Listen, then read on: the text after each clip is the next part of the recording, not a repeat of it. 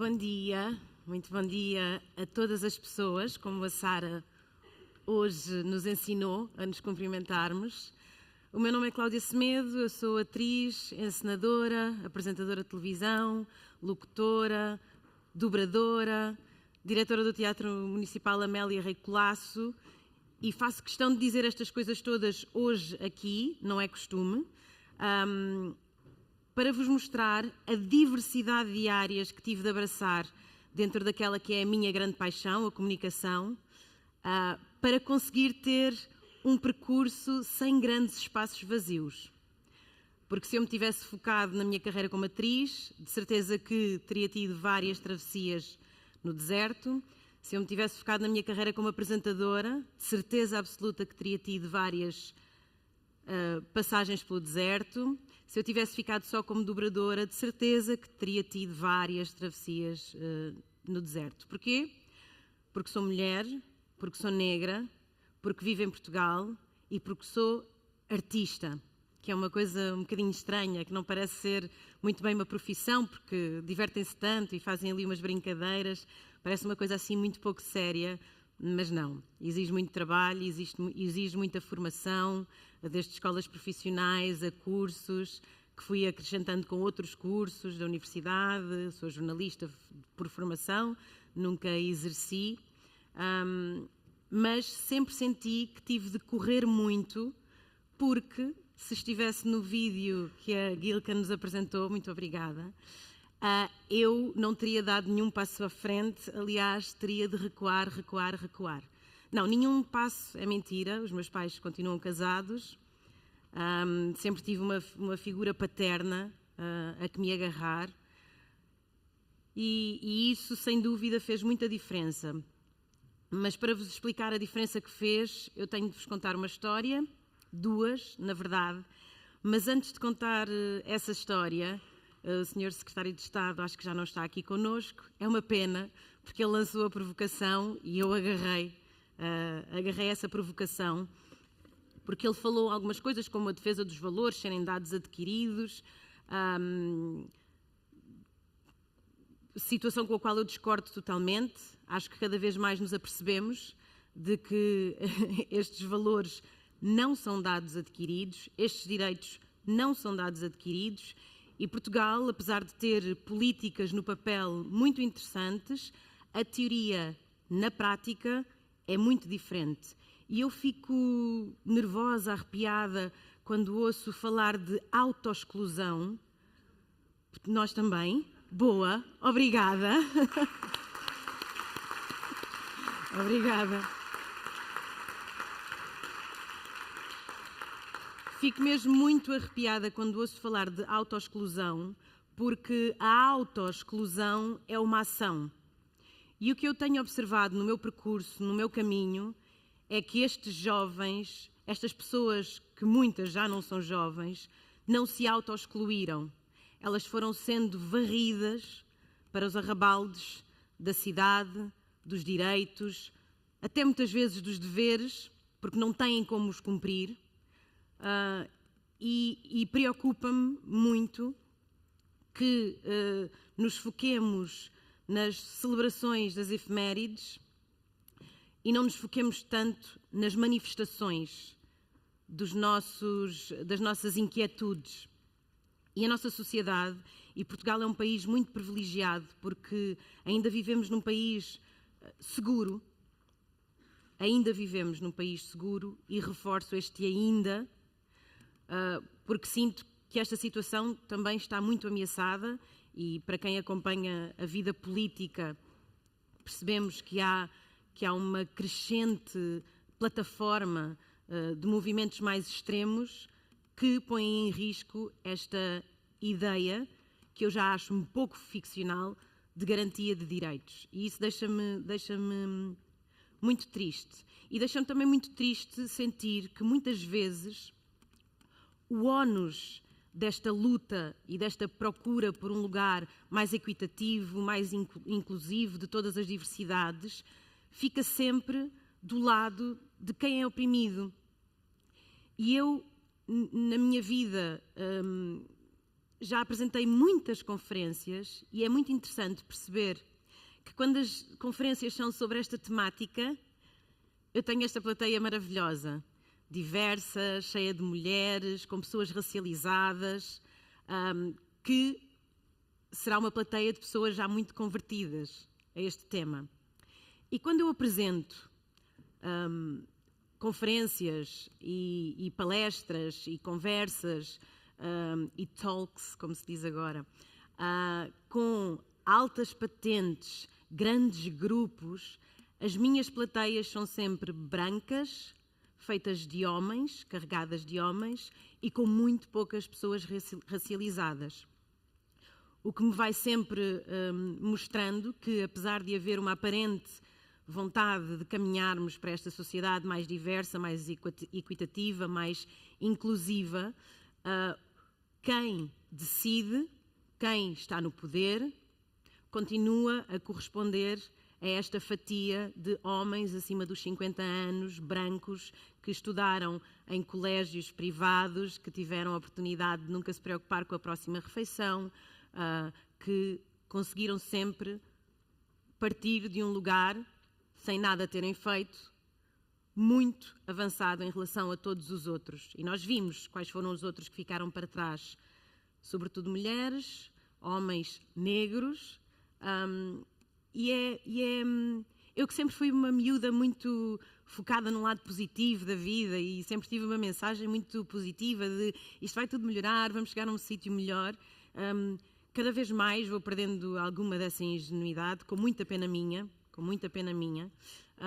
mas vou-me percebendo que o mundo é um lugar difícil, é mesmo um lugar difícil. Houve uma altura que eu acreditava, convenceram-me que havia esta coisa da meritocracia e eu sempre tive esta coisa de querer ser a melhor aluna na escola e estar muito atenta e hoje, com 41 anos, percebo o quão cansada, exausta estou.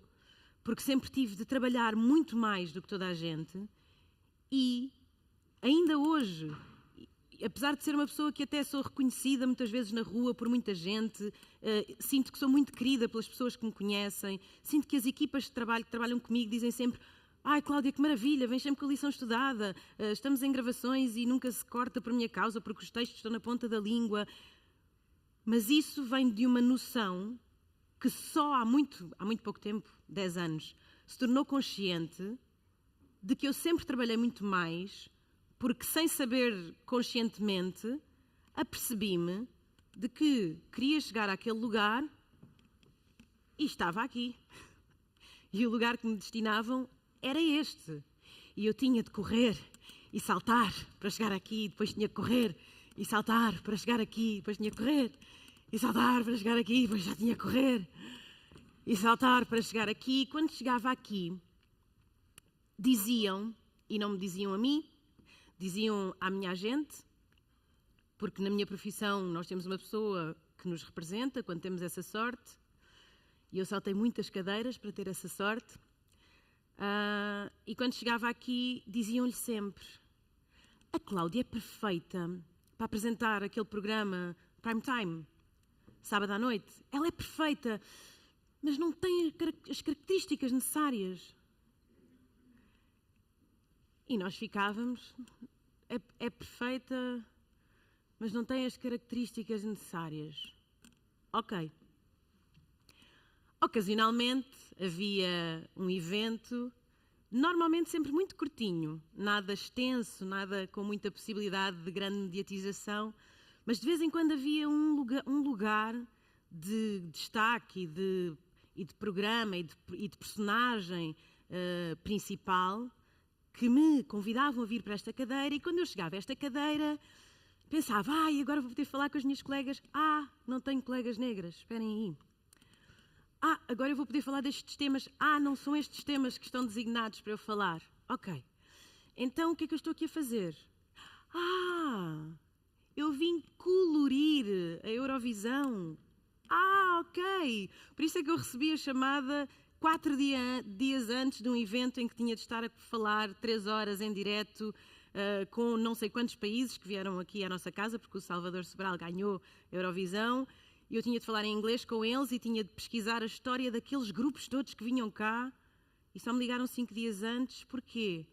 Porque todos os outros apresentadores eram brancos e loiros. Ah, ok, está bem, então eu estou aqui para colorir.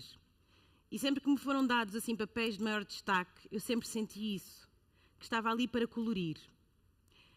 E então decidi, ok, eu sou atriz, o que eu gosto mesmo é de fazer teatro, e então vou trabalhar em teatro e vou, para além de atriz, ser encenadora, porque vou ter de criar as minhas peças, porque não me chamam para fazer as peças que eu quero, vou ter de ser eu a criar, reunir equipa, andar a bater a portas e portas e portas e portas e portas, para conseguir um patrocínio mísero e irmos todos trabalhar felizes e contentes para recebermos 500 euros no final de 3 meses de ensaios, para depois estarmos dependentes das bilheteiras para recebermos alguma coisa pelo nosso trabalho. É triste. E acontece. E acontece a pessoas como eu, que aparentemente, e acham os colegas da minha filha, que nós somos ricos porque tu és rica porque a tua mãe trabalha em televisão. E não é assim. Mas nem tudo é mau.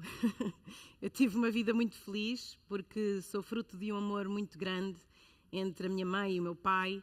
A minha mãe viveu na Guiné desde os 3 anos, nasceu em Goa. O pai de Aveiro foi para Goa trabalhar, era militar e trabalhava na área das comunicações e depois foi destacado para ir para a Guiné. E a minha mãe viveu na Guiné desde os 3 anos, uma mulher branca, casou com o meu pai.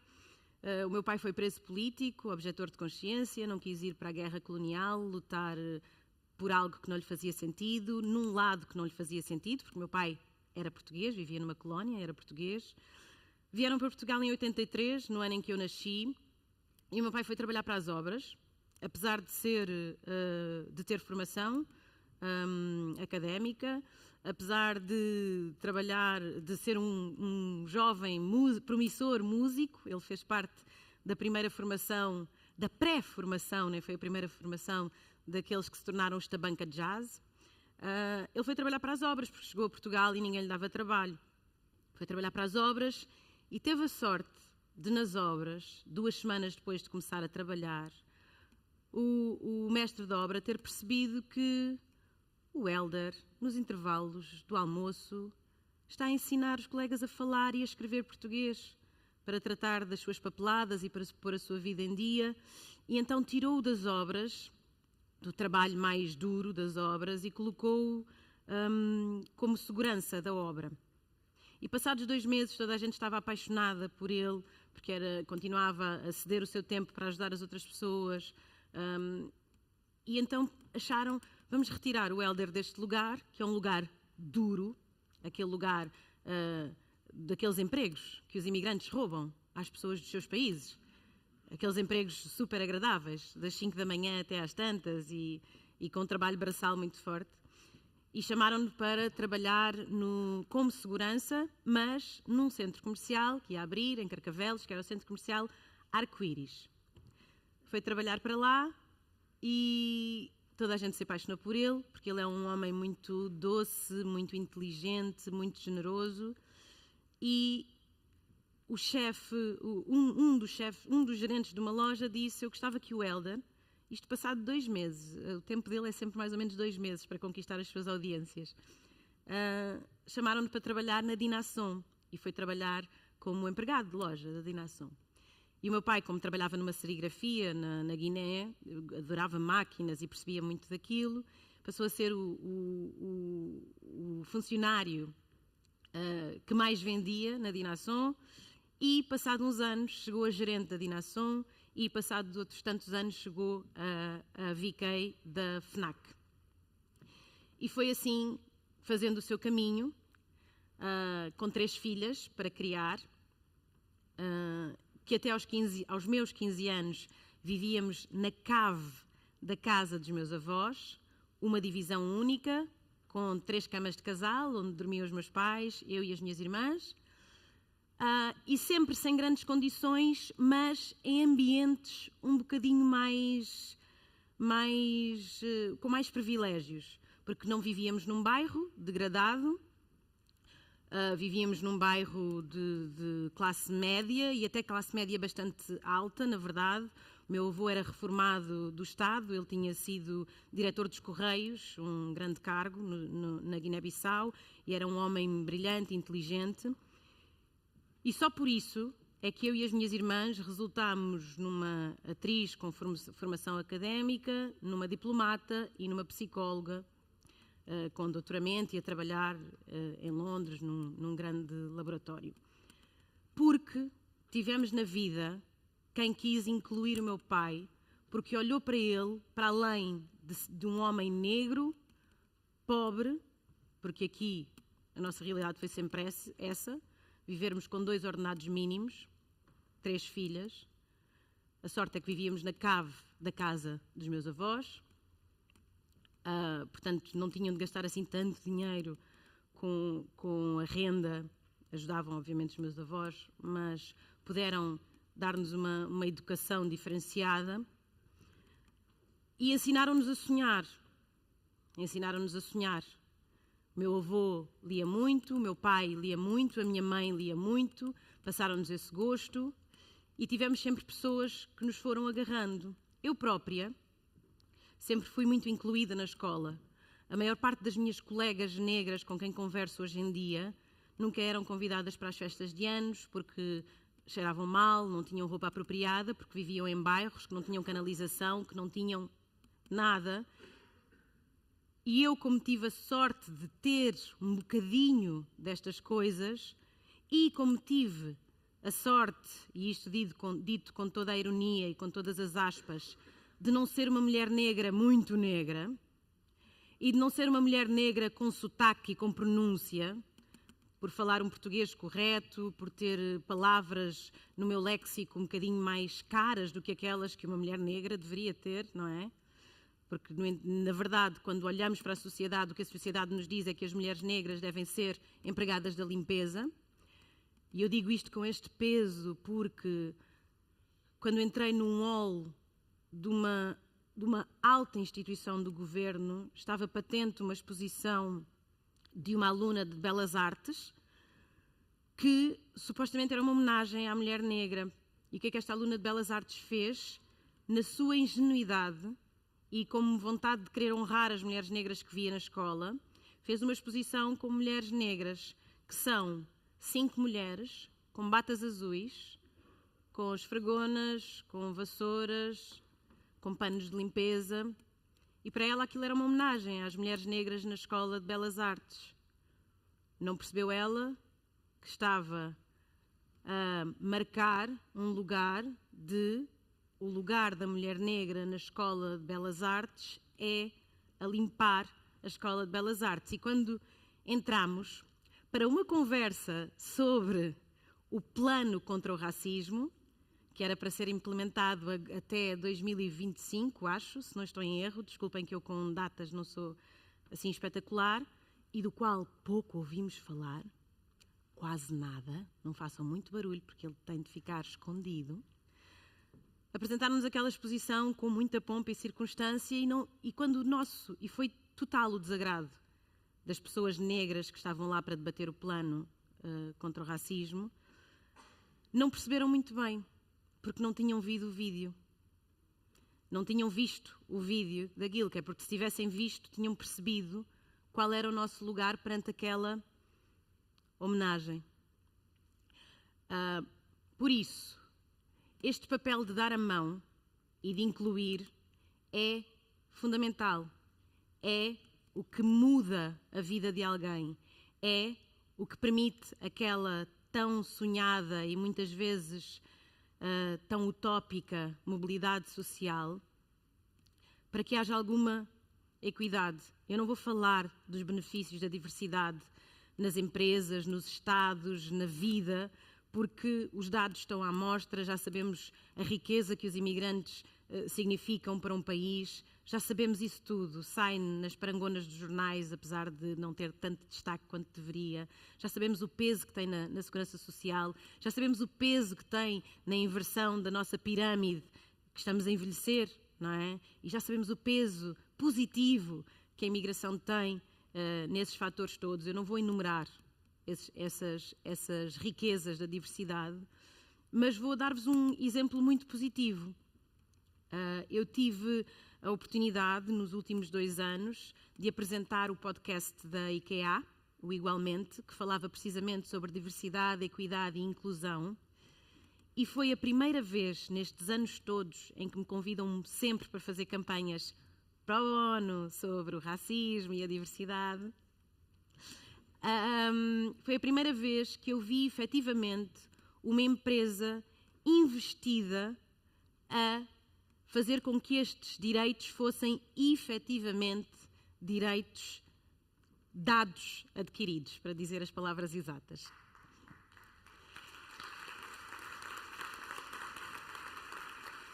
Mas deixem dizer-vos como.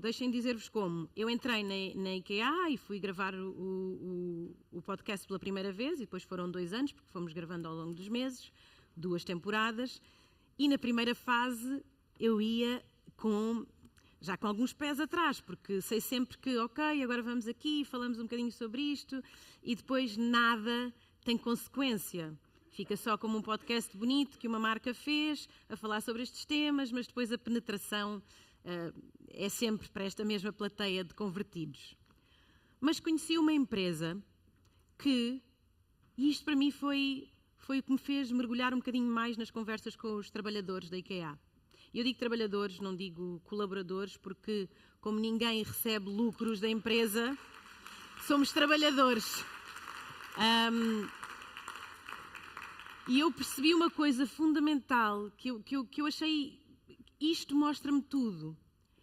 A comida na cantina da IKEA é muito melhor do que a comida que está à venda no bar, no restaurante, para os clientes. Porquê?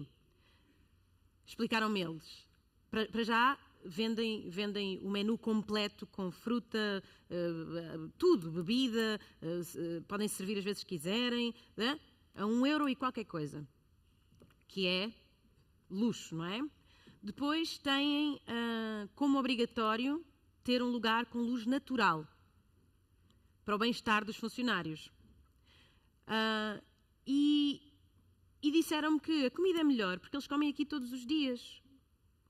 Os clientes vêm aqui 2, 3 vezes e se encontrarem as mesmas coisas mais ou menos, nem se vão lembrar, porque depois tiveram toda uma emenda diferente porque não estavam cá. Os funcionários estão aqui todos os dias, então eles tinham sempre uma diversidade.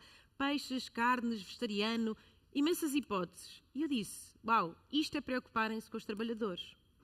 Depois têm imensas campanhas para pessoas trans, pessoas racializadas, mulheres, mas não são campanhas de venham trabalhar para aqui e pomos na linha de caixa ou como empregadas de limpeza. Não.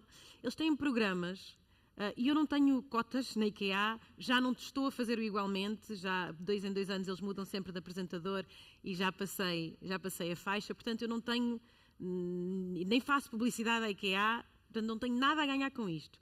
Só que foi a primeira experiência que eu tive com uma marca que percebi que estavam mesmo investidos em fazer alguma coisa diferente. Porque depois têm programas em que querem aproximar pessoas racializadas, mas não as colocam imediatamente a trabalhar. São programas de formação e de formação para liderança. Não é formação para pequenos cargos, é formação para liderança. Porque é objetivo da empresa conseguirem ter paridade nos mais altos cargos da empresa. Eu acho que eu estive a ver, obviamente, antes de aceitar vir fazer parte deste summit, estive a ver o programa, quem eram as pessoas, e percebi que a Ellen Dunford vem cá, acho que é amanhã. Se tiverem a oportunidade de ouvir, ouçam, porque eu acho que é mesmo uma mentalidade diferente e alguém que quer mesmo, alguma empresa que quer mesmo give back à comunidade. E isso é muito importante. Porque, como disse no início, o ONU costuma estar sempre no lugar do oprimido. E sim, a sociedade civil tem de se impor, tem de se manifestar. É difícil, porque não nos ensinam a pensar. Na escola, infelizmente, ensinam-nos a ouvir, decorar e reproduzir. Portanto, é difícil exigirmos uma sociedade civil com massa crítica, porque não é isso que nos ensinam. Continuamos a ter uma educação fabril, de repetição e de obediência. Portanto, é difícil termos uma sociedade civil pensante, porque não é para isso que a estamos a preparar. Não é mesmo para isso que a estamos a preparar. E para além disso, um Estado que perceba que estes dados não são adquiridos, que as pessoas não se auto-excluem e que a lei não pode partir deste pressuposto que toda a gente a conhece. Tem de se aproximar dos cidadãos, porque senão nunca vamos sair deste lugar onde estamos. E empresas que queiram, mais do que parecer bonito na campanha e na fotografia, queiram efetivamente fazer a diferença. E como última provocação, dizer-vos que foi dado uma tarefa a uma AI para criar o quadro perfeito para uma empresa. A AI criou um quadro com homens acima dos 50, privilegiados, têm todos vários Ds nos apelidos, brancos. Porquê?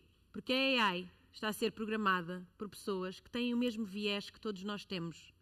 Portanto, não é a AI que nos vai salvar, eu acho que até é muito pelo contrário, mas eu sou um bocadinho tartaruga, nestas coisas de tecnologias tenho sempre muito receio, porque normalmente elas são ferramentas que depois são utilizadas para a nossa opressão e não tanto para nos libertar de determinados trabalhos, mas darem-nos a possibilidade de fruição da vida, infelizmente. Espero que lá chegaremos, mas não me parece ainda. Mas isto para percebermos que há efetivamente um viés e que se nós não tomarmos por mão e exigirmos que isto seja diferente, dificilmente alguma coisa mudará. Obrigada por me terem ouvido um bocadinho.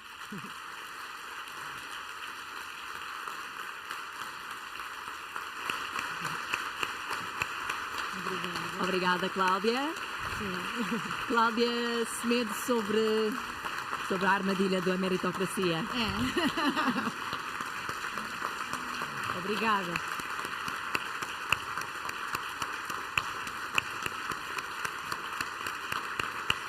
Vamos abrir o palco a perguntas.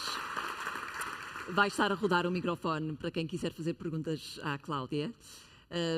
Vamos ver se há braços no ar, mas eu tenho já uma pergunta. Eu posso conhecer o Hélder? Gostava muito. Claro. Claro que sim. Gostámos muito da descrição deste pai e realmente faz toda a diferença crescer com uma família que está disponível e inclusiva. Foi um discurso muito bonito, Cláudia. Obrigada. Foi muito bonito. Muito bonito. Eu falei do meu pai, não falei da minha mãe. A minha mãe é incrível. É mesmo uma pessoa incrível, mas felizmente não tem tantos marcadores que dificultam a vida dela, felizmente. Porque nós não queremos tirar direitos a ninguém, queremos só que estejamos todos ao mesmo nível. E, portanto, falar da experiência do meu pai neste contexto faz mais sentido, mas eu amo a minha mãe, que fique bem claro. Sim, as nossas mães. Enquanto vão pensando em perguntas, são 10 minutinhos. Vou pedir-vos perguntas diretas para podermos aproveitar o nosso tempo. Eu perguntaria, Cláudia, enquanto esperamos pela próxima pergunta, se tivesse de escolher uma medida para ser posta em prática numa empresa para, de alguma forma, potenciar a diversidade, a equidade e a inclusão, qual seria? Uma apenas? Eu que sempre fui assumidamente contra cotas, porque não as percebia, fui-me apercebendo da diferença que elas fizeram no Brasil, nomeadamente no acesso à faculdade e depois nas mudanças que isso implica, não é? Portanto, eu diria que cotas, apesar de ser uma realidade difícil, é essencial, porque se nós não estivermos colocados nos lugares, nunca vamos aprender a viver nesses lugares, nunca vamos ter a possibilidade de ser alguém que representa essa possibilidade para outros tantos, que é uma coisa que me dizem muitas vezes meninas negras: obrigada porque eu não sabia que era possível ser atriz, obrigada porque eu não sabia que era possível ser apresentadora, mas quando a vi, comecei a trabalhar neste lugar de isto afinal é possível. Portanto, essa representação também é possível. E, obviamente, nós não exigimos de uma criança que começa a andar que corra, não é? Portanto, ok, aqui e ali pode correr mal, pode, mas se estivermos todos a dar esse suporte, é mais fácil que corra tudo bem. Portanto, eu diria que cotas, apesar de querer acreditar que um dia vamos poder viver num mundo onde a meritocracia é possível, porque partimos todos de um lugar equitativo. Seria bom. Vamos lá, senhores, perguntas. Não se temos ali uma questão. Eu pedia que chegasse ali o microfone. Temos aqui já uma. Vamos já passar o microfone ali, mas temos ali já uma questão. Vamos lá. Boa tarde. 1, 2, som. 1, 2, som. Conseguem ouvir-me? Sim, conseguimos. Muito bem. Boa tarde a todos. ou bom dia, sim, eu acordei Não, cedo. não nos roube já o dia. Bom dia para todo o dia. Isto é de quem acordou cedo. Para quem não me está a ver, eu sou uma mulher cisgênero, branca, com o cabelo claro, estou vestida de branco e preto, bem apropriado aqui para o Summit. Sou uma pessoa com deficiência que me desloco numa scooter de mobilidade reduzida, que é muitas vezes confundida com uma moto, mas não é equivalente a uma cadeira de rodas. Tenho que agradecer à Cláudia. Revi-me em muitas coisas, noutras não, obviamente, por isso é que somos todos diferentes. E queria perguntar-lhe uma coisa muito direta, que é, quando percebe que é convidada, seja lá para o que for, apenas para colorir, por uma questão de falta aqui uma peça no puzzle, qual é a sua postura? Continua a ir, apesar de ir contrariada, mas porque se foca na missão principal, ou quando percebe que não há um verdadeiro interesse na sua pessoa, na plenitude de todas as suas valências, simplesmente recusa porque acha que não vai valer a pena? Obrigada. Obrigada eu pela pergunta. É uma pergunta muito a propósito, porque esta questão da tokenização tem sido uma grande questão. Eu fico muito, obviamente, sinto-me muito ofendida quando isso acontece e quando percebo que é por causa disso que eu lá estou, mas eu fico muito feliz por estar naquele lugar. E não por eu estar naquele lugar, não numa perspectiva egoica, mas porque eu sinto, ok, quiseram que eu colorisse isto, então eu vou ofuscar para vocês perceberem que não só têm de convidar mais pessoas nestas condições, e também para fazer precisamente este papel de, se aquelas equipas que vão trabalhar comigo perceberem, se eu servir para quebrar um bocadinho o preconceito de uma mulher negra, né, e eles acharem tipo, espera aí, isto pode funcionar, isto pode ser uma coisa interessante, se servir para quebrar um bocadinho esse preconceito, se servir para o público ter a oportunidade de ver alguém com as minhas características e de outras pessoas poderem sonhar um dia alcançar aquele lugar, eu acho que muitas vezes eu prefiro engolir o sapo e retribuir com muita elegância esta moeda de eu não estou aqui para colorir, eu estou aqui para te ensinar a ver cores. E então eu uso isso, eu sei que eu não tenho este lugar e acho que muito do meu cansaço também pode vir um bocadinho daí, eu sei que eu não tenho este lugar, eu não tenho que educar o mundo, eu não me considero mais do que ninguém para fazer isso. Mas eu acho que se nós estamos num lugar, devemos mostrar o que viemos. E a minha missão, enquanto alguém que acredita mesmo que é na comunicação e neste contar de histórias e neste conhecermos uns aos outros, que nós vamos conseguir quebrar um bocadinho o preconceito, porque eu acho que o preconceito é fruto de uma profunda ignorância e só dando-nos a conhecer uns aos outros é que nós conseguimos diminuir essas distâncias da ignorância. Eu vou com um ego ferido por não estar ali, porque as pessoas reconheceram que o meu trabalho tinha esse lugar, mas também com o sentido de missão de, ok, se vocês acham que eu não mereço, eu vou-vos provar que eu e pessoas como eu podem chegar a este lugar e devem estar aqui neste lugar. E então eu opto por ir, a menos que seja descaradamente publicidade enganosa, que isso é outra coisa, porque na minha condição de pessoa que trabalha como atriz e como apresentadora, muitas vezes há situações de publicidade nas quais eu não consigo passar estas mensagens que hoje estou a tentar aqui passar, porque a Joana Portugal, que me convidou para estar aqui hoje, deve estar ali em cima. Convidou-me porque conheceu o meu trabalho num Dia da Mulher, em que eu fui apresentar o Dia da Mulher, mas não deixei de explicar que tínhamos que celebrar a mulher negra, a mulher indígena, a mulher trans, as várias mulheres que ser mulher implica. E eu acho que foi por esse atrevimento que ela me voltou a chamar e a convocar para estar aqui hoje, porque eu sempre que vou, eu nunca vou só cumprir o que me pedem, eu vou também deixar clara qual é a minha agenda. E então eu acho que é importante irmos a estes sítios, porque são pessoas que normalmente não ouvem e não percebem a importância dos nossos papéis. Portanto, eu opto mesmo por ir. Obrigada. Temos mais uma pergunta. Microfone aqui para esta fila, por favor. De nada, obrigada pela pergunta. Olá, Cláudia, agradeço imenso. Está ligada, acho que sim, já podemos... O meu nome é Andreia, sou mulher, cisgênero, e agradeço imenso o teu testemunho, que acho que é muito importante. Esta percepção de qual é a história do outro, a meu ver, é uma forma de nós conseguirmos compreender o outro lado quando estamos num sítio de privilégio. O que eu tenho notado e num sítio onde tenho muita dificuldade é em mostrar a pessoas que são privilegiadas praticamente em todos os campos o que é não ser privilegiado. Porque realmente alguém que nunca esteve num sítio de não privilégio tem mais dificuldade em compreender. E nas empresas fala-se hoje muito da diversidade, inclusão, mas o que vemos até é que as pessoas, quando ouvem que há uma formação em diversidade e inclusão, olha, lá vêm eles outra vez com aquelas conversas.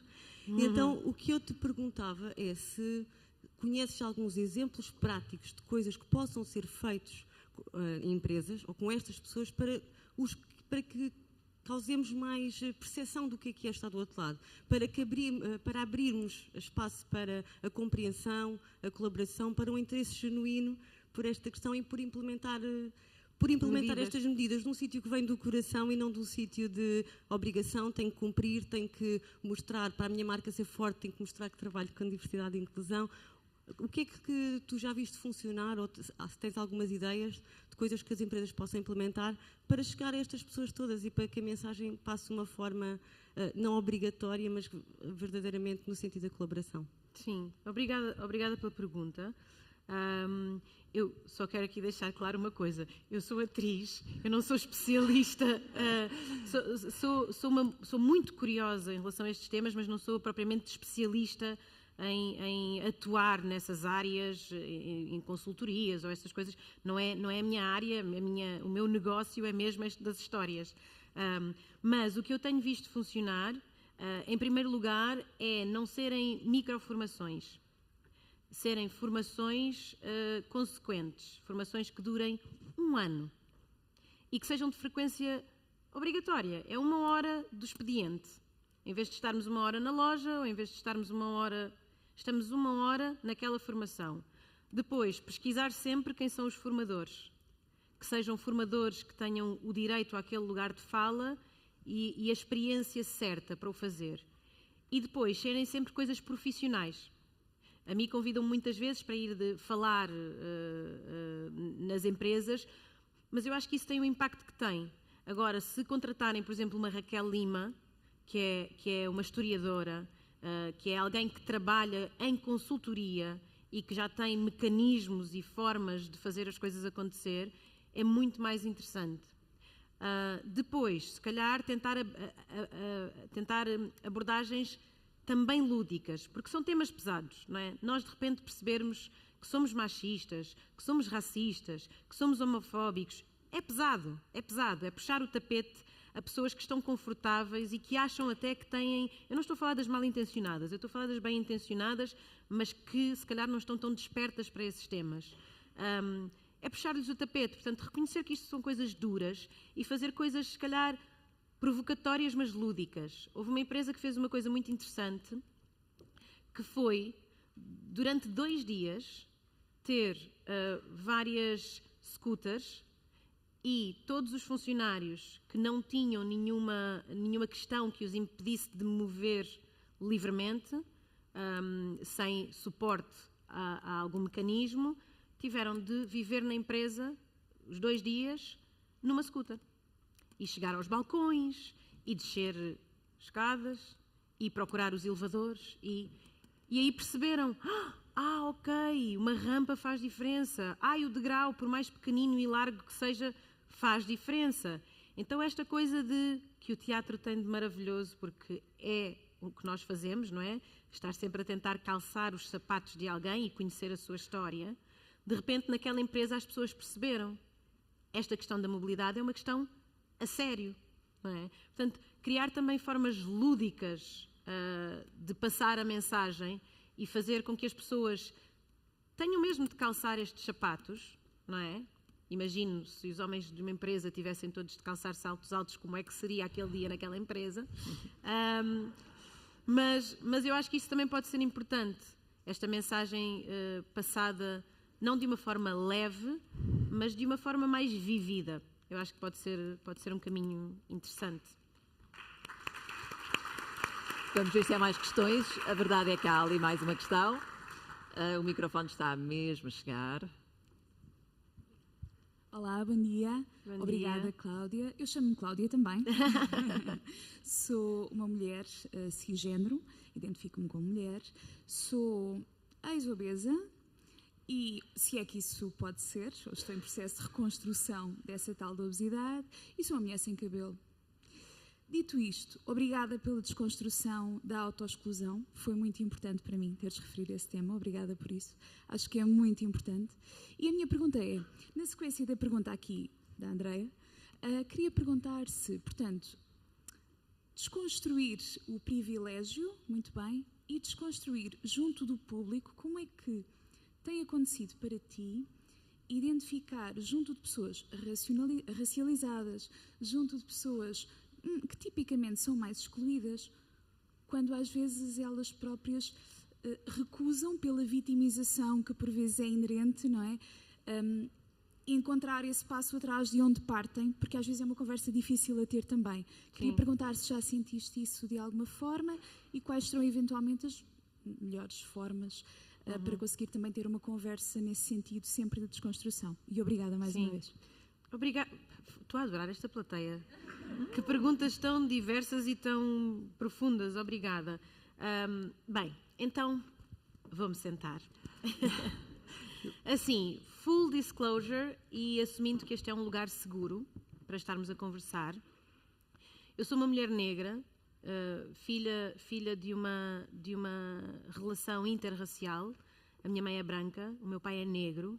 Eu sou uma mulher negra, diria que sou um castanho dourado, assim uma cor que qualquer português que frequente muito a praia facilmente chegará à minha cor, acho eu, que vivi no meio da falta de condições, numa condição até de privilégio, porque não tinha de me preocupar com a minha refeição do dia seguinte, pude sempre estudar e pude sempre tomar um banho antes de ir dormir. Não podia comprar Barbies e não podia ter El Charro, que eram as calças que na minha altura toda a gente desejava. Vestia roupa em segunda mão, que era oferecida à minha mãe, que era oferecida à minha avó, ou que herdava das minhas irmãs, que são as duas mais velhas do que eu, mas um ano e meio, portanto elas usavam, iam passando e eu recebia as sobras totais. Portanto, não venho de um lugar de privilégio, mas também não venho de um lugar tão destruído e tão afastado do centro, até porque cresci na Parede, depois fui viver para Oeiras, estudei em Cascais, imaginem só, na Escola Profissional de Teatro de Cascais, e sempre falei um português que as pessoas consideram um português correto, nunca tive pronúncia, o meu cabelo, se eu passar levemente, nem preciso grandes escovas, se eu passar um secador vai-se abaixo, porque não é nem sequer é um cabelo crespo que se mantenha no alto, eu tenho que andar todas as manhãs aqui a puxá-lo um bocadinho para cima. Então eu sempre fui uma afrodescendente que facilmente me imiscuía nos lugares e eu não era muito questionada. Então eu nunca vivi nenhuma situação de racismo explícito, não é? Eu não sei o que é viver num bairro, num ZUS, que infelizmente todos agora sabemos essa palavra, o que é que significa. Eu não sei o que é a polícia falar mal comigo, a única vez que um experimentou, eu já era adulta e já o questionei. Então não me bate a continência, está a falar assim com um civil, não sabe qual é o seu protocolo? E aquilo acalmou logo os ânimos porque percebeu que não estava a falar com uma cidadã que desconhece os seus direitos. Eu nunca tive... Eu sempre fui convidada, e isto pode parecer uma coisa estranha dizer a uma plateia branca, eu sempre fui convidada para as festas de anos. A maior parte das minhas amigas negras fala muito sobre isto, apesar de ser amiga das outras meninas, não as convidavam para as festas de anos. Eu sempre fui muito acarinhada, os professores gostavam muito de mim, porque eu era boa aluna, porque fazia por isso. fazia mesmo por ser boa aluna. E depois era muito desportista, eu fazia hóquei patins, eu jogava ténis, tudo na escola, uma escola pública, mas com muitas iniciativas ótimas naquela altura. Portanto, eu nunca sofri nenhuma situação de racismo. Isto fez com que eu, quando me olhasse ao espelho, percebesse que não era igual aos meus amigos brancos, mas eu, em confronto com os meus amigos de bairros sociais, e eu cresci na Parede, portanto eu estudei na escola dos macacos, e chamavam Escola dos Macacos porque estavam junto de um bairro social muito conhecido em Carcavelos, que era o bairro das Marianas, e os meus amigos do bairro das Marianas olhavam para mim como se eu fosse uma privilegiada também. Portanto, eu não me sentia nem de cá nem de lá, não é? E depois esta coisa, eu era uma africana que nunca tinha ido à África, porque eu cresci na Parede, com a família da minha mãe, o meu referencial é todo branco, portanto, os meus amigos negros gostavam de mim, mas não me reconheciam como igual, os meus amigos brancos gostavam muito de mim, mas não me reconheciam como igual. E eu vivi sempre aqui neste choque, não é? E eu, quando me comecei a questionar enquanto mulher negra, e comecei-me a aproximar da comunidade negra, eu senti sempre algum afastamento, porque eu não os representava exatamente. Eu era parecida, eu podia fazer ali alguma coisa, mas os professores gostavam de mim, tratavam bem, os funcionários gostavam de mim, tratavam bem. Ou seja, houve sempre ali um desconforto. E mesmo agora, mais adulta, eu faço parte da UNA, que é a União Negra das Artes. Eu sinto que muitas vezes as minhas colegas e os meus colegas falam de um lugar de dor e de raiva que eu não consigo ler. Da mesma maneira que as pessoas que têm muitos privilégios e não conseguem ver aquilo que eu me queixo, que tenho um bocadinho menos, eles que têm muito menos do que eu também ficam numa situação comigo de ela é uma pessoa privilegiada. E eu, como sempre fui vocal, eu sempre fui muito vocal, mas eu sou uma pessoa, pela minha educação, pela minha vivência, muito harmoniosa, conciliadora, porque se calhar sempre estive neste lugar de meio, de ponte, que conseguia comunicar com os dois lados, apesar de... Era uma espécie de tradutora, não é? Sempre senti assim algum ressentimento. E só agora, a ler muito, eu fiz esta caminhada de tornar-me uma mulher negra, porque é uma caminhada. E então comecei a ler muito, Audre Lorde, todas as deusas e as musas, Conceição Evaristo, Djamila, todas, do Brasil aos Estados Unidos, que estão muito à frente na nossa luta. E eu digo nossa porque eu acho que o feminismo é uma luta de todos, ou deve ser uma luta de todos, e o racismo deve ser uma luta de todos, e lutarmos contra uma homofobia deve ser uma luta de todos, e lutarmos contra o preconceito com pessoas com deficiência deve ser uma luta de todos. Depois de começar a ler estas pessoas e ouvir estas experiências, eu comecei a entender esse lugar de raiva e de mágoa, porque são muitos anos, são mesmo muitos anos. É o nascer-se e ser-se imediatamente questionado e afastado e excluído. É imediato, é ser-se maltratado. Então eu imagino pessoas que viveram 30 anos, 40 anos, a acordarem todos os dias e todos os dias serem maltratadas, não têm vontade de conversar. Não têm vontade de chegar a um meio caminho. Porquê que eu vou chegar a um meio caminho? Vem tu o caminho todo ter comigo, não é?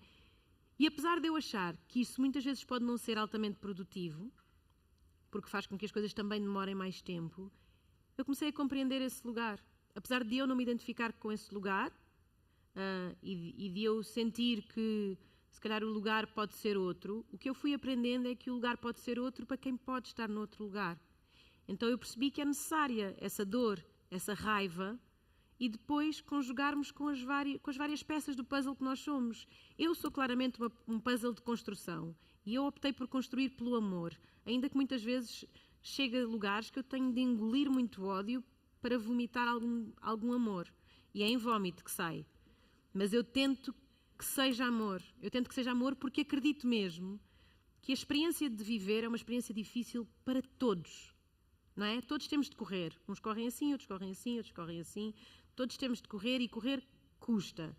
Mas se todos fizermos a nossa parte, se tu, Cláudia, mana, irmã, conseguires fazer isto para mudarmos o que está mal, se eu conseguir fazer isto e se outra pessoa conseguir fazer aquilo, mas todos fizermos, Pronto, agora não podemos é exigir que as pessoas saiam dos seus lugares, das suas experiências. Nada.